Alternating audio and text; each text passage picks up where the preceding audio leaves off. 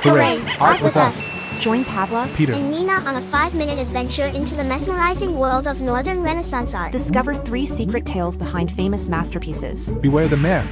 How a Holbein portrait was long felt to have led Henry VIII to fall for Anne of Cleves. But it was really a warning not to marry her. In a fascinating twist, an art historian claims that a famous portrait of Anne of Cleves, commissioned by Henry VIII himself, was not a flattering depiction, but rather a subtle warning not to marry her. The portrait, painted by Hans Holbein, is said to contain hidden messages indicating that the prospective bride was unattractive. The story goes back to 1540 when Henry, having never seen Anne in person, sent his ambassadors to Cleves in Germany to provide a written description of her. However, they complained about her attire, saying she wore veils and high collars. In response, Henry decided to send his court painter, Holbein, to paint her portrait. According to art historian Franny Moyle, Holbein's portrait of Anne was intentionally depicted as flat and a bit vanilla, lacking depth and dimension. Moyle suggests that the artist was trying to warn the king about Anne's unattractiveness. However, Holbein had to be cautious because if he discouraged Henry from the marriage, he would have found himself in trouble as well. Despite the warning embedded in the portrait, Henry went ahead and married Anne of Cleves, who was 24 years old at the time. The king,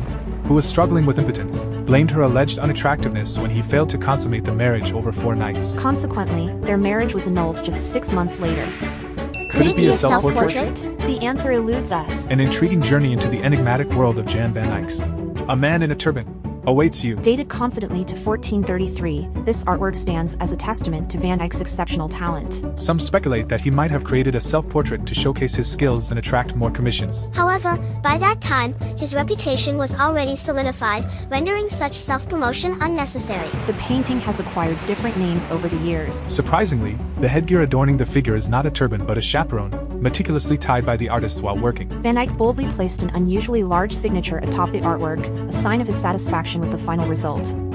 His signature, as I can, though typically more discreet, proudly proclaims his authorship. Of particular intrigue is the inscription Jan van Eyck made me on October 21, 1433. Van Eyck considered the frame and signature integral parts of the painting itself, a departure from the norms of his time. Van Eyck, a master of artistic comparison, positioned himself alongside other artists, challenging them to match his level of skill. The wording of his signature serves as a confident assertion of his artistic prowess and an invitation to fellow artists to strive for excellence. The chaperone depicted in this painting reappears in the background of Roland Madonna, hinting at the possibility of another self-portrait. It is not uncommon for artists to incorporate themselves as background figures, and Diego Velázquez's Las Meninas is a notable example. The piercing focus of the eyes, engaging the viewer, evokes comparisons to Albrecht Dürer's self-portrait from 1500.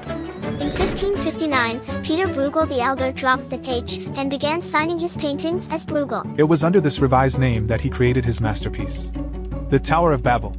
This captivating artwork portrays the construction of the towering structure, showcasing Bruegel's exceptional skill and attention to detail. This magnificent painting depicts the biblical episode of the monumental tower's construction, with the city of Antwerp as its awe-inspiring backdrop. Zoom in closer, and you'll uncover hidden meanings intricately woven into the fabric of the artwork. Bruegel's tower, with its numerous arches and Roman engineering marvels, evokes the grandeur of the Colosseum. A testament to the artist's own experiences. Having visited Rome and studied its ancient ruins, the tower is no ordinary structure. It defies conventional construction, spiraling upwards in an ascending spiral, a visual feast for the senses. For the viewers of Bruegel's time, the parallels between the Roman Empire and Babylon were not lost. The Roman Colosseum, once a symbol of power and grandeur, had become a reminder of hubris and persecution. Bruegel skillfully tapped into these associations, using his painting to comment on the vanity and transience of earthly endeavors. But there's more to this tale than meets the eye. The Tower of Babel also serves as a poignant symbol of the religious turmoil of the time. The growing strength of Protestantism in the Netherlands clashed with the established authority of the Catholic Church. As you gaze upon the painting, immerse yourself in its rich details. Notice the bustling figures scattered throughout the tower, each representing a different facet of society. Bruegel masterfully captures the craftsmen of 16th century Antwerp, showcasing various trades and construction techniques, breathing life into the canvas. From video games to modern artworks, its themes of decay and the fleeting nature of civilizations continue to resonate. This video is just a taste of northern art. For more, check out the link right here. If you enjoyed this video, please hit that like button and subscribe. Visit our community tab for art discussions. Take care with love and art.